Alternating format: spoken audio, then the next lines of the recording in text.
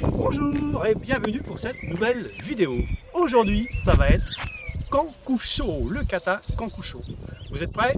Allez, je reviens juste après ça.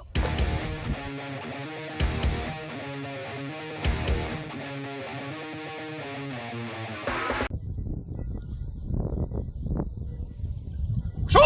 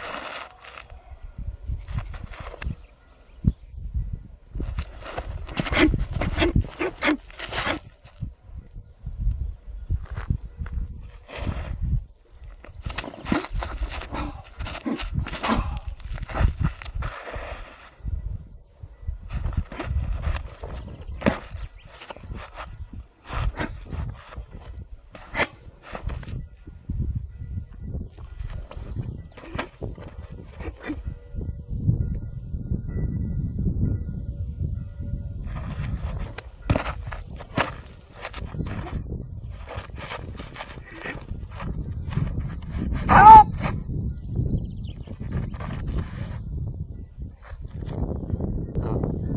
Alors, après la réalisation de Kankusho, comme vous avez pu constater d'ailleurs à la fin, glissade, ce qui est tout à fait, entre guillemets, compréhensible, puisqu'on est sur un sol qui est très sableux.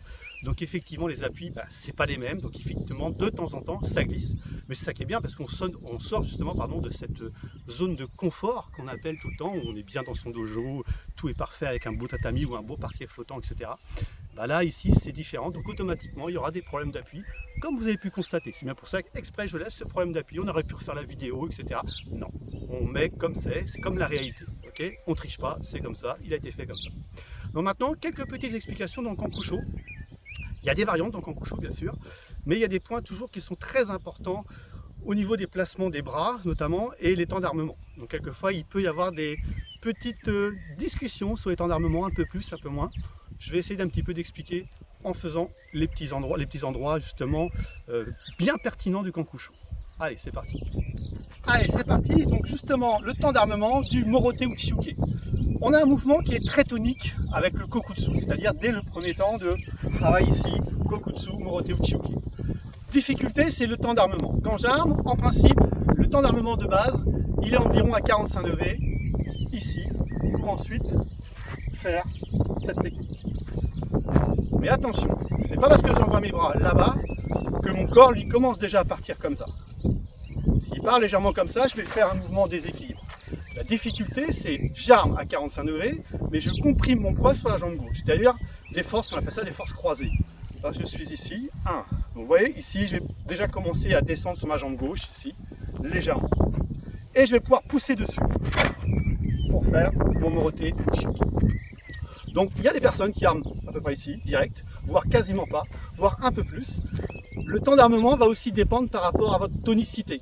C'est-à-dire que plus vous allez être rapide, plus le temps d'armement va tendance à être court, parce que s'il est long et que vous êtes rapide en bas, automatiquement il y aura un décalage entre le bras, le bas et le haut. Voilà. Donc ça, c'est petite explication, notamment dans le Kankusho. Deuxième explication, ce travail, Tsuki, ici, et quand vous retirez votre bras pour faire Uchiuke. Donc je le réalise avec un travail de hanche. 1, je tire ici, 2.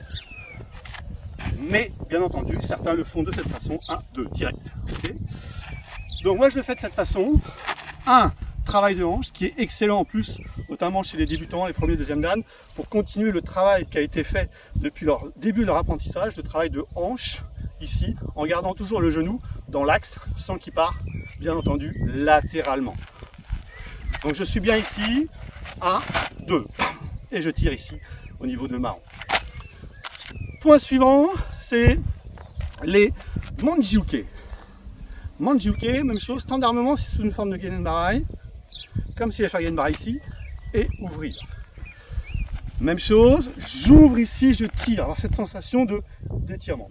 Ce passage-là, où je ramène et je renvoie. Bloquer, absorber ici, ou accompagner la technique, puis renvoyer. 1, 2. Bien sûr, même chose de l'autre côté. Ici, beaucoup de variantes. Moi, j'ai utilisé cette variante qui est très simple, d'ailleurs plus souvent facile pour les débutants, mais bien entendu, ces variantes-là existent bien naturellement. Okay.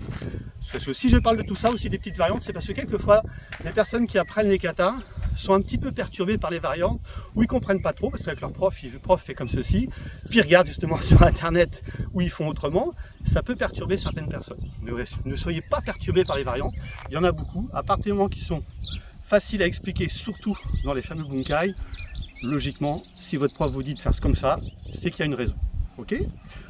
Ensuite, petit travail, une fois que vous avez fait ce passage ici, vous avez également le saut. Donc le fameux saut, c'est ici étirer, se grandir. Se grandir et essayer d'envoyer la jambe à la hauteur de votre main. Donc bien entendu, si on a des difficultés pour sauter, la main peut descendre, mais évitez ce que l'on voit souvent, vouloir sauter et surtout ramener la main. C'est-à-dire ça. Ça n'a plus aucun intérêt. Je bloque, je saisis, je viens frapper. Si vous avez du mal à monter, laissez plutôt la main un peu plus basse et venez frapper.